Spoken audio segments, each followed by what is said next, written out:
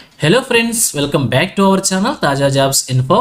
Friends, ఆంధ్రప్రదేశ్లో కొత్త ఉద్యోగాల భర్తీ కోసం అఫీషియల్గా నోటిఫికేషన్ రిలీజ్ చేశారు.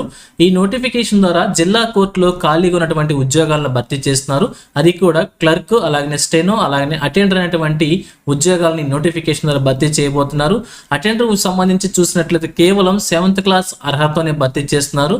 సో మరి మీ కనుక ఇంట్రెస్ట్ ఉండి ఉద్యోగాల కోసం అప్లై చేసుకోవాలనుకుంటే ఈ నోటిఫికేషన్ ద్వారా భర్తీ చేసిన ఉద్యోగాలకు సంబంధించి ఎన్ని ఖాళీలను భర్తీ చేస్తున్నారు, మరి వీరికి కావాల్సిన ఎలిజిబిలిటీస్ గురించి, శాలరీ డీటెయిల్స్ గురించి, అప్లికేషన్ ప్రొసీజర్ గురించి, అలాగే రిలీజ్ అయినటువంటి నోటిఫికేషన్ యొక్క పూర్తి వివరాలు కూడా చెప్తాను.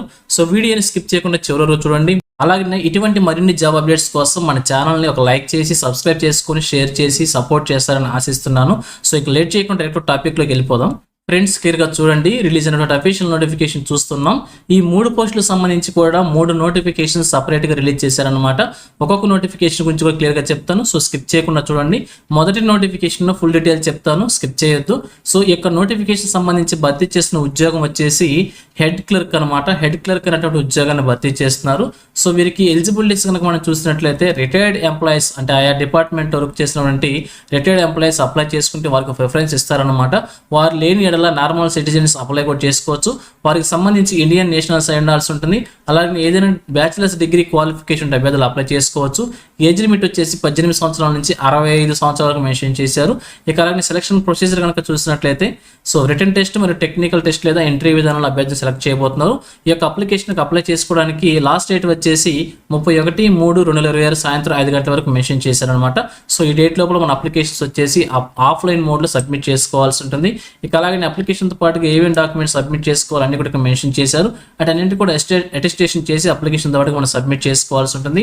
So academic and technical qualifications, date of birth evidence, retirement and any other documents ఉంటే వాటికి సంబంధించిన సర్టిఫికేట్స్, ఇంకా SC ST BC క్యాండిడేట్స్కి కమ్యూనిటీ సర్టిఫికేట్, అలాగే ఫిజికల్ ఫిట్నెస్ సర్టిఫికేట్, ఇంకా other relevant certificates, recent passport size photograph కూడా అప్లికేషన్తో పాటు అటాచ్ చేయాలని, సబ్మిట్ చేయాలని క్లియర్గా మెన్షన్ చేశారు.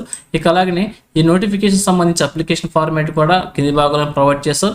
ఈ యొక్క అప్లికేషన్ ఫార్మాట్ ప్రింట్అవుట్ తీసుకొని చూపించిన విధంగా ఫిల్ చేసి రిలవెంట్ డాక్యుమెంట్స్ అన్ని కూడా అటాచ్ చేసి అప్లికేషన్ మనం సబ్మిట్ చేసుకోవాల్సి ఉంటుంది. ఇక నోటిఫికేషన్ సంబంధించి చూసినట్లయితే district legal services authority Anantapur నుంచి నోటిఫికేషన్ రిలీజ్ చేశారు. ఈ నోటిఫికేషన్లో భర్తీ చేసిన ఉద్యోగం వచ్చేసి హెడ్ క్లర్క్ అనేటువంటి ఉద్యోగాన్ని భర్తీ చేస్తున్నారు. కాంట్రాక్ట్ బేసిక్ విధానంలో భర్తీ చేస్తున్నారు.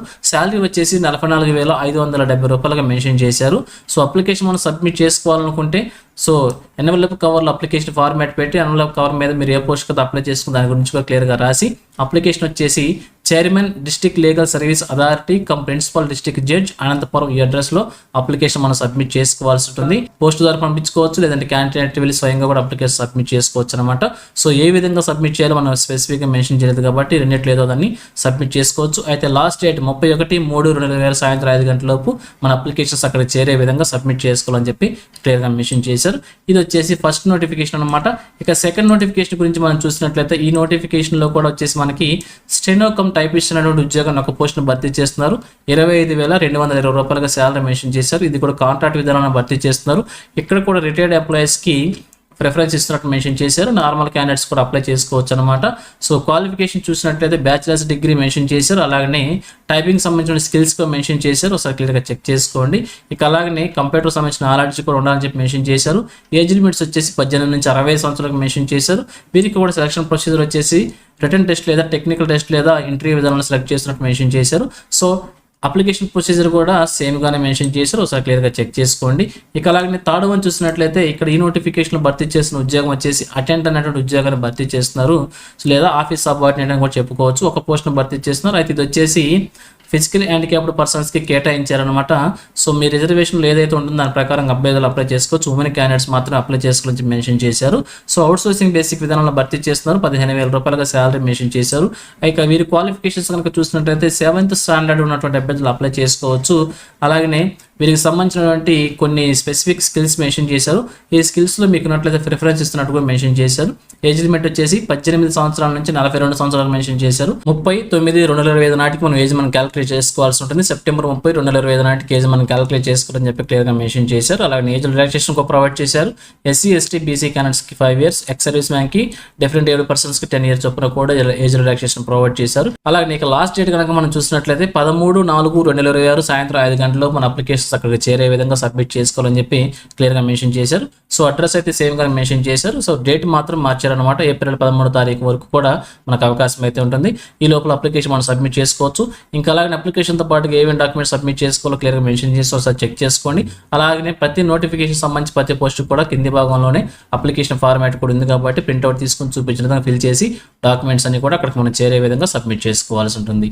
సో ఇది ఫ్రెండ్స్ ఈ నోటిఫికేషన్స్ గురించి. ఇదే విధంగా ఆంధ్రప్రదేశ్లో ఏ జిల్లా నుంచి ఏ చిన్న జాబ్ నోటిఫికేషన్ రిలీజ్ అయినా కానీ వెంటనే మీ ముందు తీసుకొస్తుంటాను. సో మన ఛానల్ సబ్స్క్రైబ్ చేసుకుని డైలీ ఫాలో అవుతుండండి. ఎటువంటి అప్డేట్స్ మిస్ అవ్వకుండా అవ్వచ్చు. అలాగే నోటిఫికేషన్ పీడిఎఫ్స్ని వచ్చేసి మన టెలిగ్రామ్ గ్రూప్లో ప్రొవైడ్ చేస్తాను. లింక్స్ని వచ్చేసి వీడియో డిస్క్రిప్షన్లో ప్రొవైడ్ చేస్తాను. అక్కడ నుంచి డౌన్లోడ్ చేసుకోండి. సో ఇది ఫ్రెండ్స్ ఓవరాల్ వీడియో ఇన్ఫర్మేషన్ మీకు నచ్చిందని అనుకుంటున్నాను. మీకు ఎలా అనిపించిందో కింద కామెంట్ సెక్షన్ చేయండి. ఇంకా మీ ఫ్రెండ్స్కి మీ ఫ్యామిలీ మెంబర్స్ అందరికీ కూడా షేర్ చేసి వారికి కూడా తెలియజేయండి. సో ఇన్ఫర్మేషన్ కనుక మీకు నచ్చినట్లయితే తప్పకుండా వచ్చి లైక్ చేయడం మాత్రం మర్చిపోవద్దు. Thank you friends for watching. మరొక లేటెస్ట్ వీడియో అయితే మీ ముందుకు వస్తాను. Have a nice day.